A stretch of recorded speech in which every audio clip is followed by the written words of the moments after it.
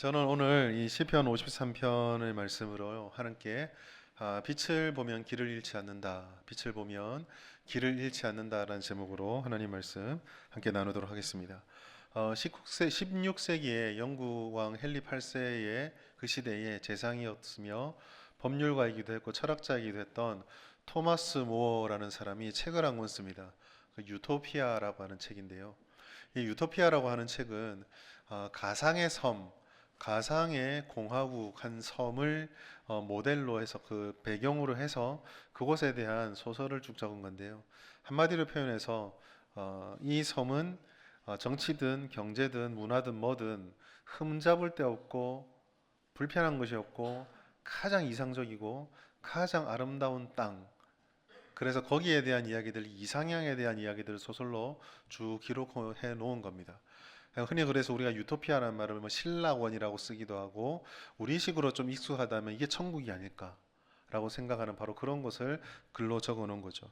누구나 살고 싶어 하는 세상이고요.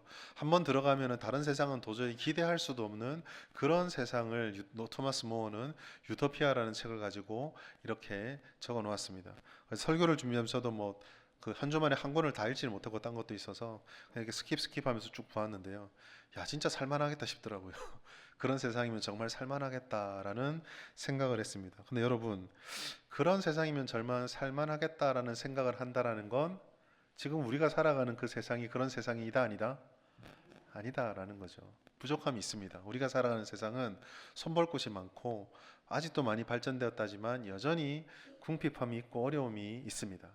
특별히 예수를 믿는 우리들에게는 이와 같이 그 토마스 모어가 유토피아에서 말하는 그 정도의 사회적이고 정치적이고 문화적이고 안정되는 것을 넘어서는 또 한 가지 하나를 바라는 게 있어요. 그것은 바로 하나님을 믿는 신앙생활이 방해받지 않고 더 아름답게 할 수 있고 더 지지를 받고 소위 말해 우리가 흔히 말하는 크리스텐덤이라고 하는데 기독교 공화국을 꿈꾸는 그런 마음들이 우리에게 조금 있어요.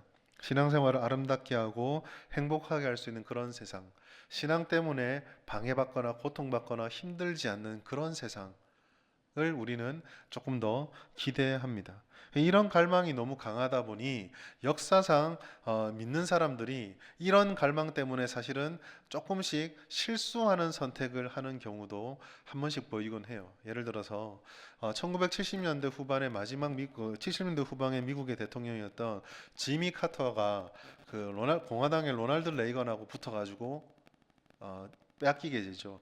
대통령에서 물러나게 되고 로널드 레이건이 대통령이 되게 되는데 그때 결정적인 역할을 해준 것이 기독교였습니다. 미국의 기독교였는데 그 미국의 기독교가 사실은 지미 카터가 우리가 알다시피 엄청나게 신앙이 좋은 사람이잖아요. 늘 우리가 얘기할 때 카터의 어떤 뭐 주일학교를 섬기는 모습, 대통령이 돼 섬기는 모습. 그런데 교회가 왜 힘을 실어주지 않았을까? 로널드 레이건이 있는 공약 중에 이행만 되면 교회가 부유해질 수 있는 공약들이 있었거든요.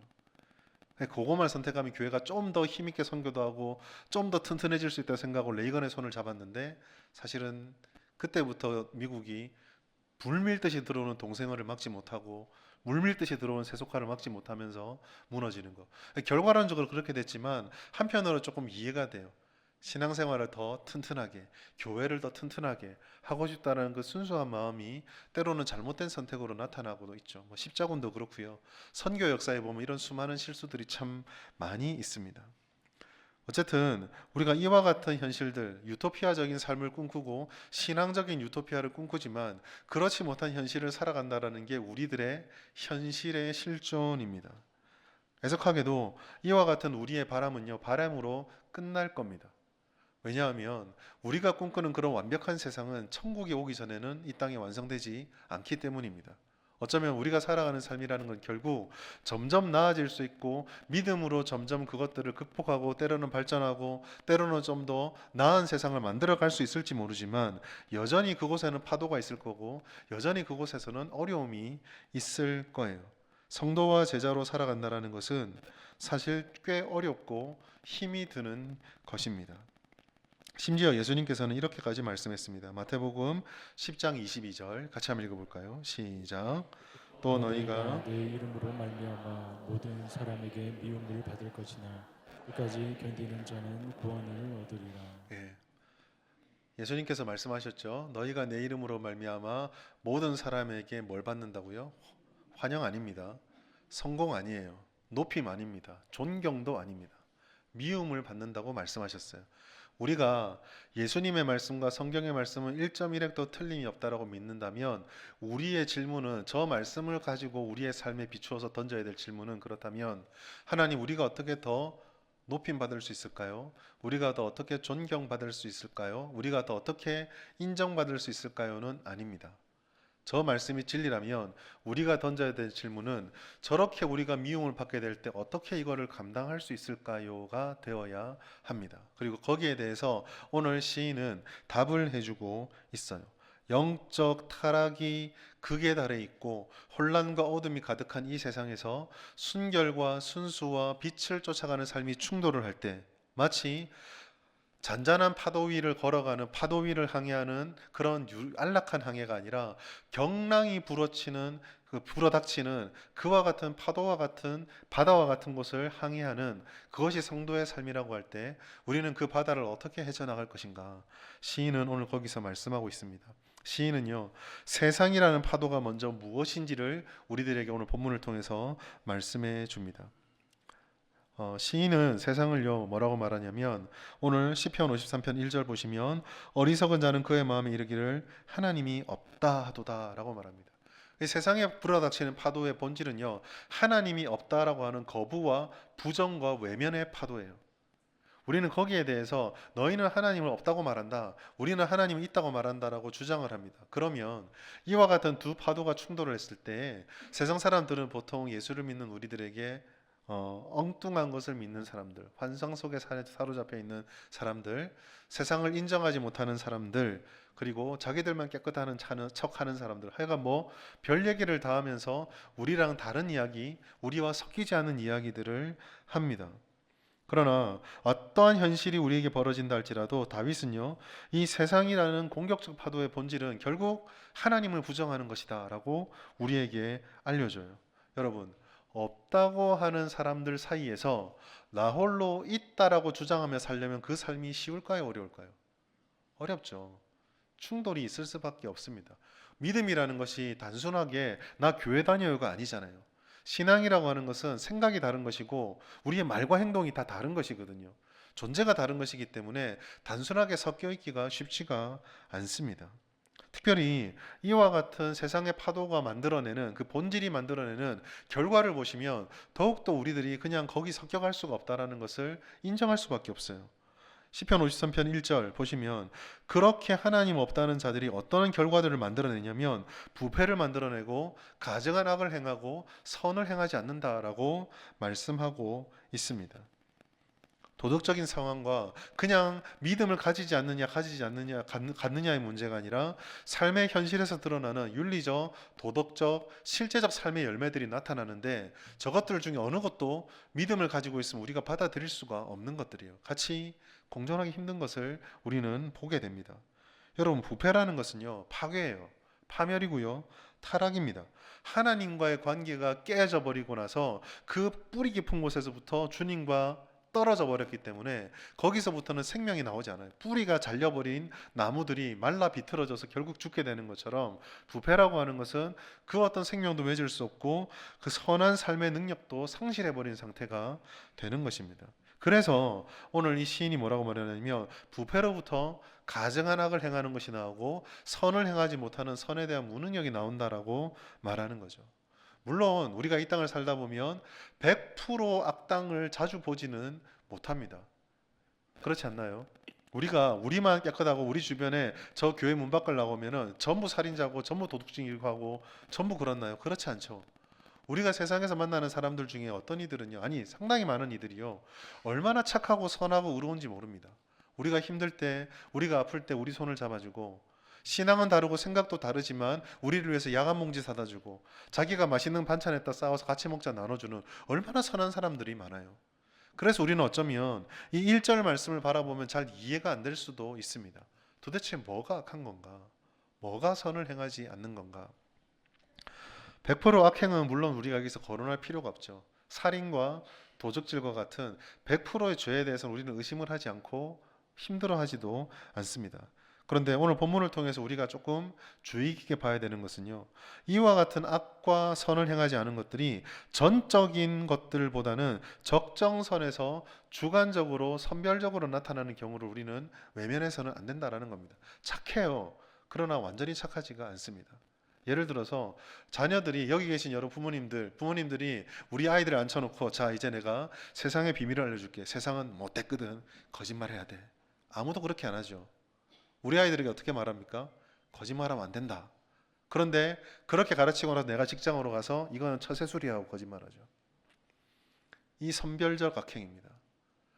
전적으로 악하다고는 보지 못할지 모르나 우리에게 주님 아버지 앞에서 주님이 생각하는 완벽한 의라는 기준, 말씀이 생각하시는 하나님의 선이라는 기준을 놓고 서 있을 때에 이 타락의 현상들이 너무 뚜렷하게 드러난다는 거예요. 아무도 부정할 수 없고, 심지어 예수 믿는 우리에게서도 하나님이 주시는 양심의 가책과 말씀과 성령의 깨달음으로 그렇게 해서 안 된다라고 생각하며 우리 스스로를 자꾸 돌이키려고 애를 쓰지만, 즉 새 사람이 되는 모습이 분명히 있음에도 불구하고 여전히 우리가 입고 있는 신앙의 옷 한 자락에는 옛 사람의 옷이 입혀져 있거든요. 그게 이 세상의 모습이라는 거예요. 직접적 살인은 하지 않지만 왕따와 비아냥, 교묘한 상처 주는 말, 그리고 위하는 척하면서 실제로는 그 사람의 인격에 대해서 의심하게 만드는 여러 가지 뒷담화들, 육체의 생명은 아니지만 마음과 영혼의 생명을 노리는 일들이 우리 주변에서 얼마나 비일비재하게 일어나고 있습니까? 그래서요, 저는 이 시인이요, 완전한 악을 행하는도다가 안 하는 말이 너무 맞다라고 생각해요. 이와 같은 것이 어떻습니까?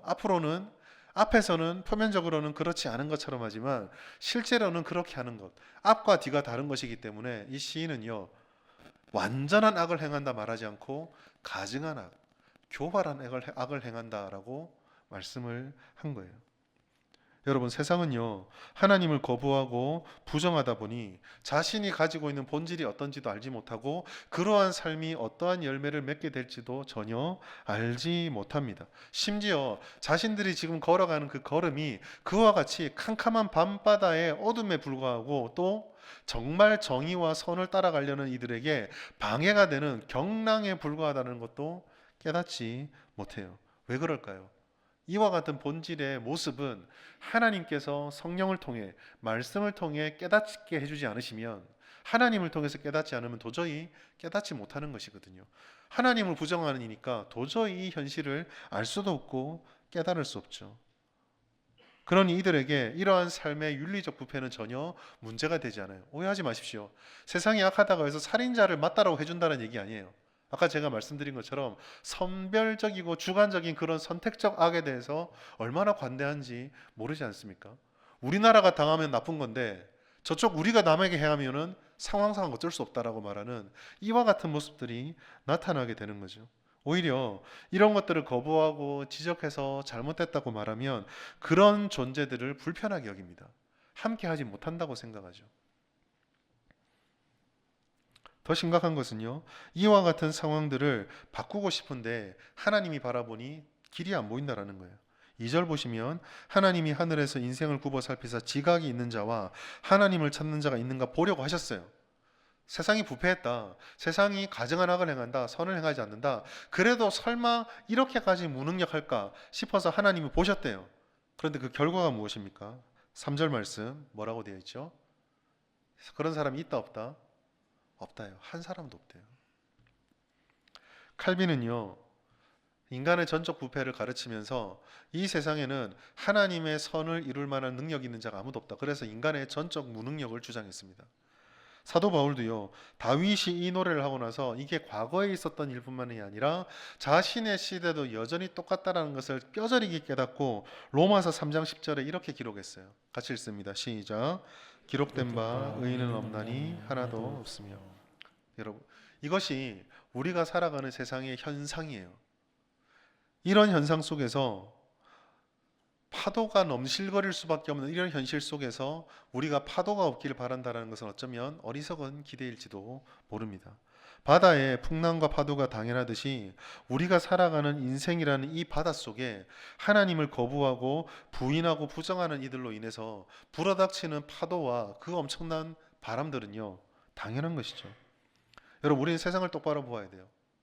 절망적이고 비극적으로 바라보자. 그건 아니지만 있을 수밖에 없는 원인이 해결되지 않아서 그것이 뻔히 예측됨에도 불구하고 또 지금 눈에 보여지는 것이 바로 그런 것들로 인해서 일어나는 현상들임에도 불구하고 우리는 이게 아니다. 이럴 리가 없다라고 거기에 기대하고 마음을 줘서는 안 된다라는 거죠. 세상에서 뛰쳐나와서 우리끼리 잘 살자 이것도 문제가 있지만 이 세상이 우리가 의지할 대상이 되지 못하고 우리가 불안하고 두려워하고 힘들어한다고 해서 그것을 해소해 줄 수 있는 힘이 거기에 있다고 생각하면 안 되는 거예요. 오히려 거기서 우리는 그것들 때문에 힘들고 어렵고 믿음을 지키기가 버거운 겁니다. 어쨌든 다윗의 이 시의 고백을 통해서 우리가 깨달을 수 있는 것은 우리가 그토록 갈망하는 신앙적인 유토피아, 신앙생활하는데 전혀 거리낄 것이 없는 모든 것이 완비된 세상에 대한 꿈은 천국으로 미뤄놓고 우리의 현실 속에서 그게 가능하다라고 생각하는 것은 조금 무리가 있다라는 거예요.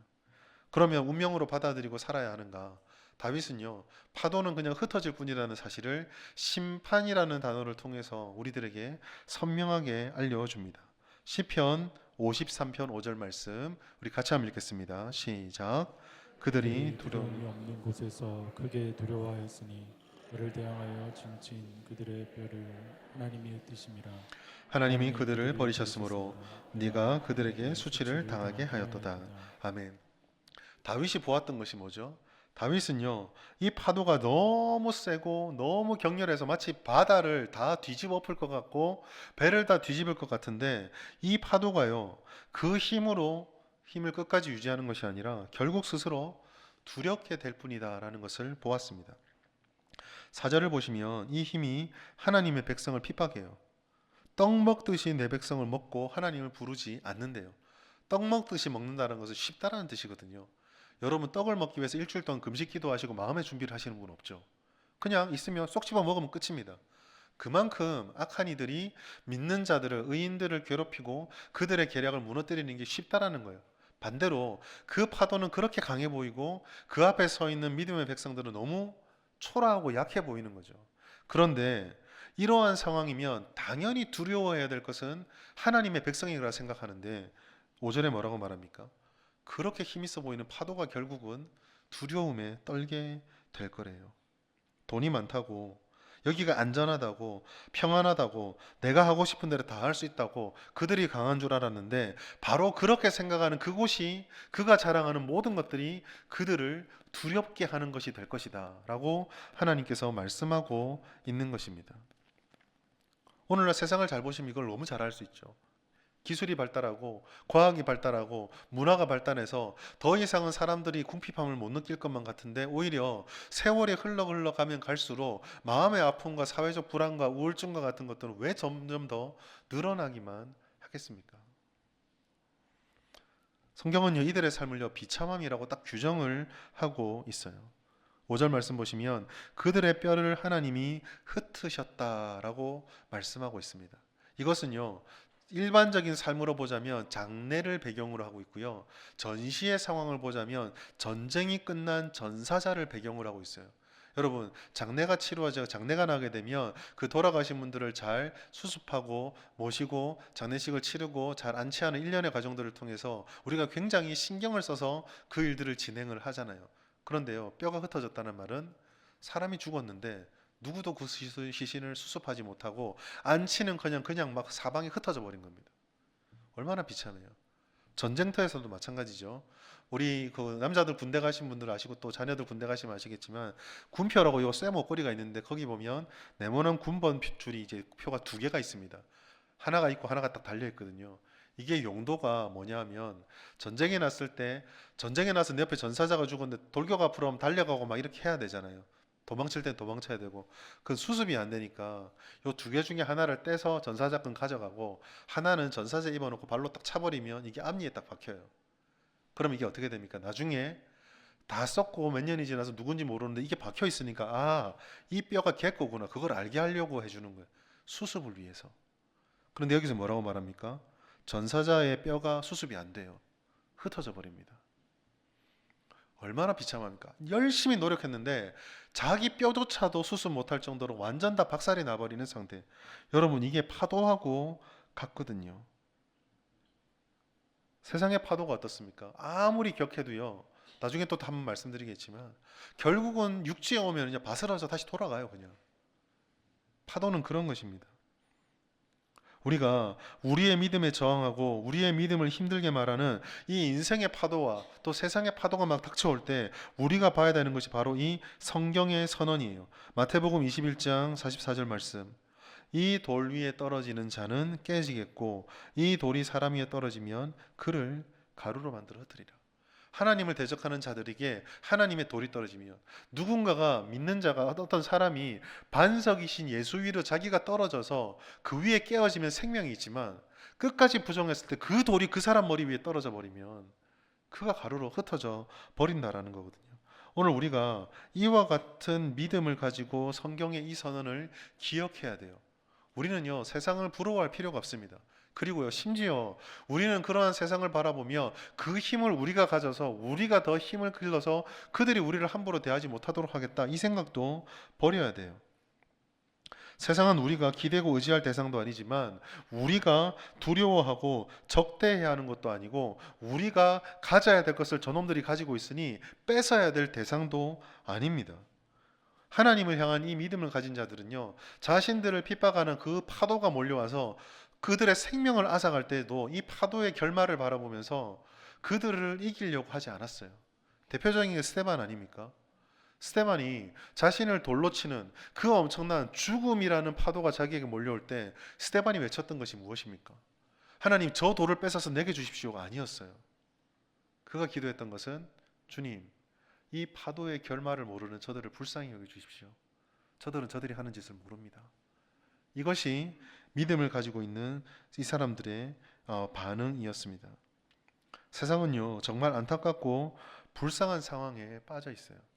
그리고 이 약속을 우리가 믿을 때 우리는 비로소 우리에게 찾아오는 파도를 극복할 수 있습니다. 하나님의 약속을 힘입어서 우리는 그 파도를 극복할 수 있는 거죠. 시인은 오늘 본문의 말씀을 통해서 두 가지의 약속을 우리들에게 깨닫게 해줍니다. 첫째는요, 하나님의 심판이 있다라는 거예요. 아무리 파도가 힘이 세어 보인다 할지라도 하나님을 인정하지 않고 부인하는 이들의 결국은요, 지금은 비웃고 지금은 교회와 성도들과 믿음을 가진 사람들을 약하다고 어리석다라고 미련하다라고 비웃고 조롱할지 모르겠지만 하나님께서 반드시 심판한다는 그 사실도 그들은 모르고 있습니다. 그러나 5절을 잘 보십시오. 그들은요, 그들이 자랑하던 것들을 다 빼앗기게 되고 평안할 줄 알았는데 두려움을 갖게 됐고, 그들은 좋은 무덤에서 사람들에게 칭송을 받고 추앙을 받을 줄 알았는데 뼈가 다 흩어지는, 한마디로 심판을 당했습니다. 수치밖에 없었고 자부심은 아무것도 없게 되죠. 우리가 세상의 지금 당장의 모습에 현혹되지 않을 수 있는 이유, 안아야 되는 이유가 바로 여기에 있어요. 우리가 그들과 똑같은 것들을, 똑같은 힘을 추구하고 높은 것에 이르는 것을 추구하지 말아야 하는 이유이기도 합니다.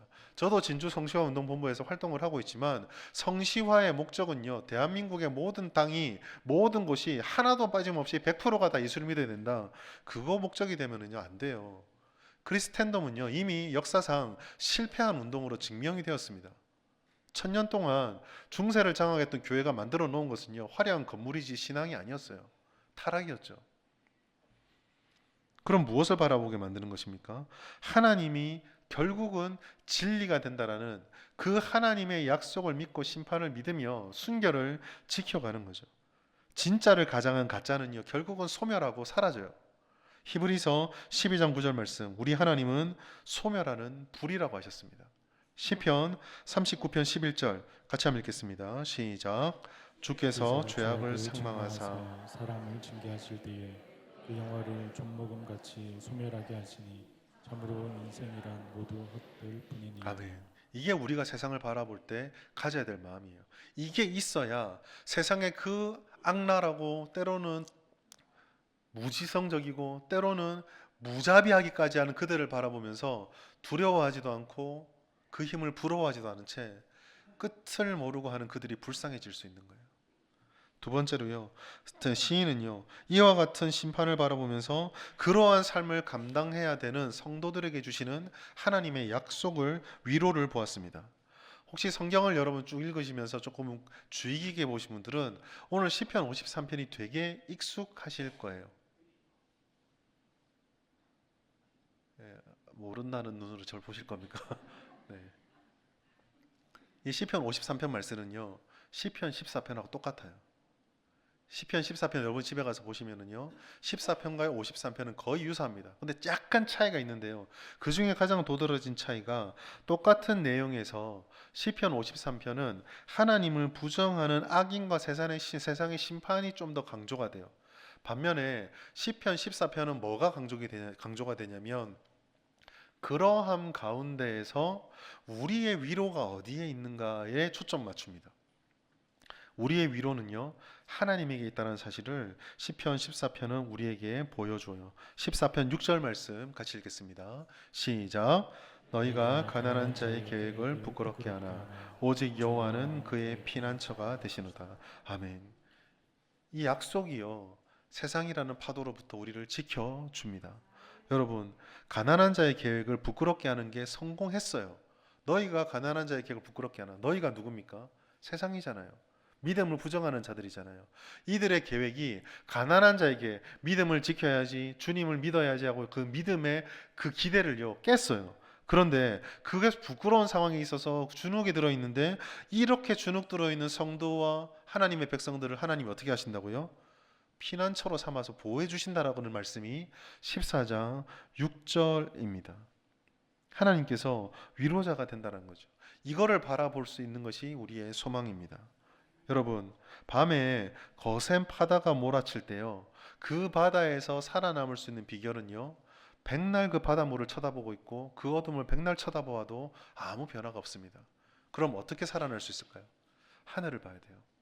하늘의 별자리를 찾아야 됩니다. 넘실대는 파도 끝에서 그 넘실대는 오르락 내리락 사이에 저 끝에 육지에서 반짝반짝 빛나는 그 등대를 찾아야 돼요. 그래야 살 수가 있습니다. 그래야 위로를 얻을 수 있다라는 거죠. 사랑하는 여러분, 시인은 이와 같은 심판의 하나님과 위로의 하나님을 붙잡고 부정하고 부인하는 이들 사이에서 믿음을 지키는 것을 노래하였습니다.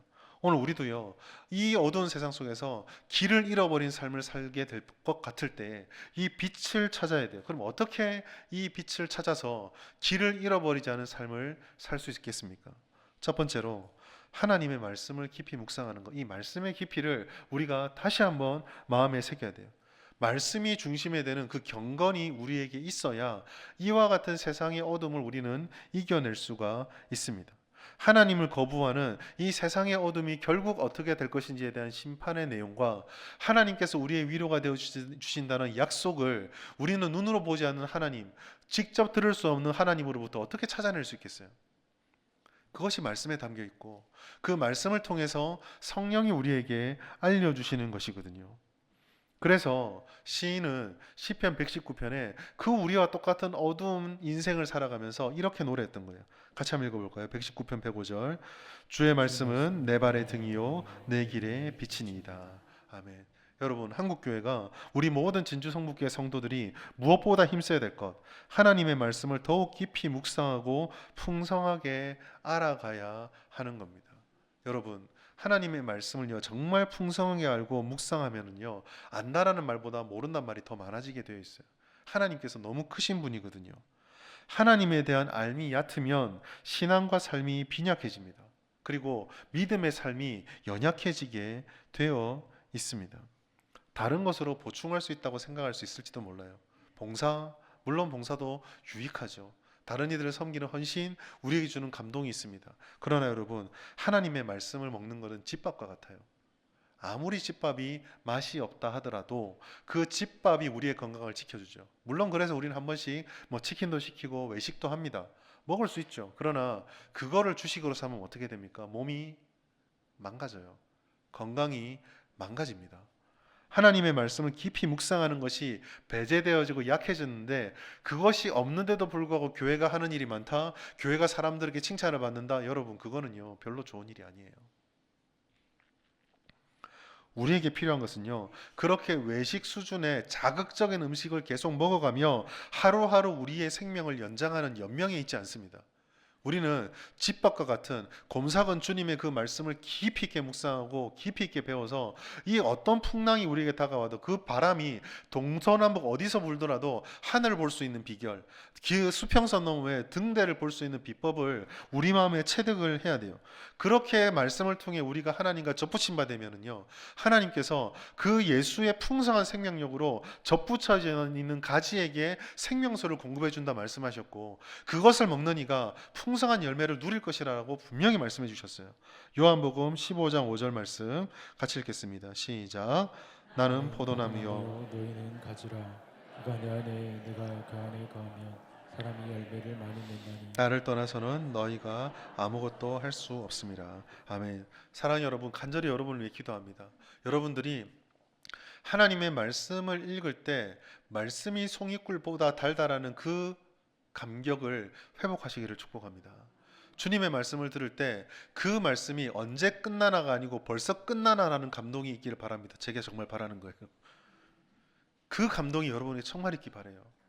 한 번의 말씀이 우리 심령에 새겨졌을 때 인생이 변화될 수 있다는 믿음이 우리 가운데서 사라지지 않기를 바랍니다. 주님의 말씀을 깊이 묵상하고 그 말씀에 접붙여져서 생수와 양분을 공급받고 그 안에서 깊어져야 합니다. 마태복음 7장 8절 말씀, 구하는 이마다 받을 것이요 찾는 이는 찾아낼 것이요 두드리는 이에게 열릴 것이라고 했어요. 우리는 이 말씀을 언제나 뭘 받게 될까? 찾고 싶은데 열렸으면 좋겠다라는 결과에 항상 말해요. 여러분, 제가 여러분들에게 늘 강조하는 거 있죠. 제발 하나님이 하신다는 일을 가지고 자꾸 고민하지 말라고요. 받게 해주는 거, 찾아내게 해주는 거, 열리게 해주는 거 하나님이 하시는 거잖아요. 그걸 왜 우리가 고민합니까? 우리가 고민해야 되는 것은 내가 구하고 있나? 찾고 있나? 두드리고 있나? 이거 아닙니까? 근데 많은 성도들이요, 내가 구하고 있나? 찾고 있나? 두드리고 있나는 묻지 않고 왜 안 주지? 왜 못 찾지? 왜 안 열리지? 이것만 계속 고민해요. 하나님이 하시는 것은 하나님께 맡겨드려야 돼요. 우리는 주님의 말씀을 구해야 합니다. 하나님의 말씀을 찾아야 돼요. 주님의 말씀을 들고 두드려야 돼요. 그러면 주님의 약속은 무엇입니까? 그 말씀을 통해 받게 해주시고 찾게 해주시고 열어주신다고 하셨습니다. 두 번째로는요, 확장의 적용인데, 그렇게 말씀을 통해 열어주셨을 때 우리가 알게 된 것들을요, 그 빛을요, 혼자 간직하지 마십시오. 그 빛은요, 드러내는 것입니다. 빛의 행동을 해야 돼요. 실천이 있어야 되고 착한 행실이 있어야 합니다. 여러분, 참 경건의 능력이라는 것은요, 결국은 실천과 실행에 있습니다. 고린도 교회를 세우고 그 수많은 놀라운 하나님의 은혜와 지식으로 충만했던 사도 바울이 고린도 교회를 세우고 나서 이런 고백을 해요. 저는 이 사도 바울의 이 고백은요, 경건이 무엇인가에 대한 가장 중요한 비결을 알려준다고 생각합니다. 고린도전서 9장 27절 같이 한번 읽겠습니다. 시작. 내가 내 몸을 쳐 복종하게 함은 내가 남에게 전파한 후에 자신이 도리어 버림을 당할까 두려워함이로다. 아멘. 사도 바울이 지금 뭘 두려워하고 있죠? 자신이 버림을 당할 걸 두려워한대요. 믿음 없지 않습니까? 사도 바울쯤 되는 사람이 복음을 전하려고 난 절대 버림받지 않아, 이 정도 돼야 따라올 것 같은데 왜 저런 약한 말을 할까요? 그 열쇠는 앞에 있어요. 내가 내 몸을 쳐 복종하게 되면. 사도 바울이 뭘 두려워했을 거예요? 뭘 두려워했을까요? 고린도 교회에 하나님을 전했어요. 신앙에 대해서 이런저런 말을 많이 했어요. 근데 뭐가 두렵냐면 말은 그럴듯하게 했는데 안 살아서 내가 그거에 해당하는 자가 되는 게 두렵다라는 거예요. 하나님의 말씀의 빛을 발견했다고 얘기를 하는데, 말씀을 읽었다고 들었다고 아는 건 있는데 그거를 그냥 안에 갈무리 해놓고 삶에서는요 전혀 드러나지가 않는 거예요. 바울이 두려워했던 게 바로 그것입니다. 여러분, 빛을 발견한 우리는요, 그 빛을 따라 살아야 돼요. 우리의 삶에 드러나는 모든 곳에서 우리가 진짜 빛을 발견했다면, 그게 태양빛이든 촛불이든 조그마한 손전등이든 뭐든 저기에 뭐가 반짝이는 게 있는데 그런 것이 우리 삶을 통해서 드러나야 한다는 것입니다. 하나님의 말씀이 들어와서 어둠이 빠져있는 우리의 생각에 빛이 들어왔는데, 생각이 바뀌는데 어떻게 감정이 바뀌지 않고, 마음이 바뀌지 않는데 습관이 바뀌지 않고, 습관과 태도가 바뀌지 않는데 어떻게 인생이 바뀌지 않겠어요? 제자들을 부르셨던 예수님께서 마태복음의 8장을 끝내놓은 다음에 그 위에 더하는 말씀을 전해주기 앞서서 매듭을 하나 딱 지어요. 그 매듭이요, 착한 행실을 하라는 겁니다. 마태복음 5장 16절 말씀 같이 읽겠습니다. 시작. 이것이 너희 빛이 사람 앞에 비치게 하여 그들로 너희 착한 행실을 보고 하늘에 계신 너희 아버지께 영광을 돌리게 하라. 여러분, 빛이요, 이렇게 착한 행실로 우리에게 나타나야 돼요. 사랑하는 성도 여러분, 우리는요, 나라는 존재가 존재하는 모든 곳에서 예수의 빛을 드러내는 삶을 살아야 합니다. 가정에서 우리 빛을 드러내야 돼요. 뭐 다 친한 사이고 다 아는 사이인데 가족끼리 그러는 거 아닙니다. 가장 친밀한 관계일수록 가장 속을 알 수 있고 가장 함부로 말을 막 할 수 있기 때문에 어쩌면 우리들은요, 착한 행실을 하기 위해서 그 어떤 곳에서보다 가정에서 더 기를 써야 할지도 몰라요. 퇴근하고 들어갔는데 밥을 차려줬는데 남편이 아내가 차려준 밥을 보면서 맛이 조금 달라진 것 같아 라고 말하기 전에, 먹고자마자 국이 이게 뭐고 말하기 전에 한 물 딱 드시고 오늘 뭐 힘든 일이 있었어? 물어보는 거예요. 왜? 반찬이 좀 다른 것 같아. 드라마죠. 예. 이걸 웃으면 안 되는 거예요. 아내분들, 남편이 와가지고 반찬이 좀 이상한데 그냥 먹어, 그러지 말고 내가 오늘 좀 몸이 안 좋았어, 이런 얘기를 해줘야지.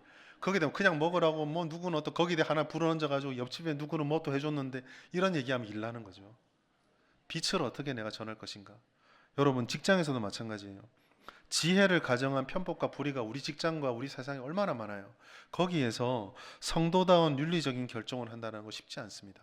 어쩌면 승진을 못할 수도 있고요, 어쩌면 회사에서 쫓겨날 수도 있어요.